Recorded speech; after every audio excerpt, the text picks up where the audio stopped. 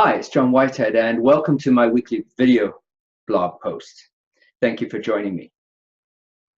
This week I had an interesting thing happen to me. As you know, I'm an executive coach. I coach leaders and emerging leaders in organizations. I also coach small business owners. And I was having, and I also am an adjunct professor at UBC, where I teach entrepreneurship and leadership. So what happened this week, a couple of weeks ago, I guess it was, I was coaching a client who was having a challenge around procrastination. As we're having a discussion around that, I asked him, so what's your objective on XYZ, the piece that he was procrastinating around? And he stopped for a moment and he said, he kind of had one of those moments that you see in people's eyes, and he says, I don't know if I have one. So we had a discussion around that, right? And we coached him around what the objectives were, what the objective was for that activity. So once he said, oh yeah, now I got it. And I said, okay, now that you've got that, what's your strategy? What's your strategy for reaching that objective? What are you attempting to do?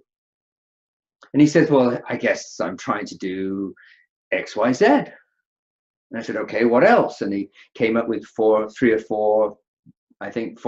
strategies for that. I said, okay, great. He says, okay, great. I feel great. I think I can do this. And I said, well, wait a minute here, though. There's one other step I want you to think about.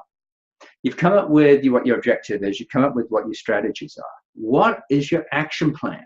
How are you going to accomplish that? What are you actually going to do? And he goes, oh, yeah, I guess I need to figure out how I'm going to put those strategies in place. I said, yes, exactly. So we spent some time working around that. And what was really interesting was, as I reflected on that, I realized that what I had done with this client, the process that I put this client through was the process that I'm putting through my entrepreneurship students through. We're using a text called the One-Page Business Plan by Jim Horan.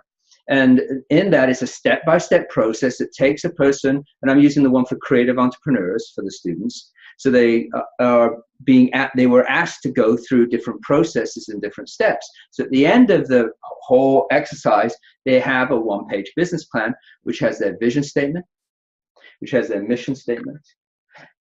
Then it has their objectives, their strategies, and their action plans. And as I was in class, and I think it was the strategies piece we were talking about that week with the students, I said, this is what happened. Let me give you a real life example. And I was able to relate the example of this client that I was working with. Of course, not mentioning names, keeping confidentialities of the specifics, but I was able to take them through the processes that the client had gone through. And for them, it just showed how important it was for them to have that aligned and lined up. So it was a great object lesson. And when it came to the action plans, of course, the one thing that I was making clear with my client, and I taught my students, was that they should be made that think of them in terms of SMART goals, right? SMART goals are specific, they're measurable, they're actionable, they're realistic, and they're timely. And what I mean by timely is that they have some sort of time frame to it. And this is one of the pieces that with my client had happened, and with many of my students, that they were not putting timelines around those actions. And so it was either you started at a particular date or you ended a particular date. And so you have goals to reach.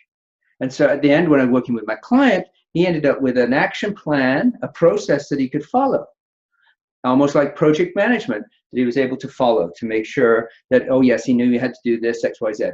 And yes, I did check with him a week later, and he was on track, and he was not finding it so difficult, and was dealing with that procrastination issue, as he talked about. Now, funny enough, I have another client who has a small business that I'm working with, and I'm actually using a similar process with him, helping him put together his business plan. And again, I'm finding one of the same challenges for him is making sure that his action plans are set up as a SMART goal, so that they're specific, they're measurable, they're actionable, they're realistic, and there's a time frame to them. So here's my message for you this week. What are your action plans? Do you have objectives for what you're doing?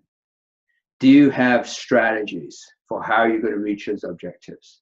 And then do you have action plans to put those strategies in place? If you're wondering more about that, feel free to connect with me. I'd be happy to have a conversation with you about that. And so that's it for this week. Thank you very much for joining me, and I hope you have a great week, and we'll talk to you again next week. Have a great week.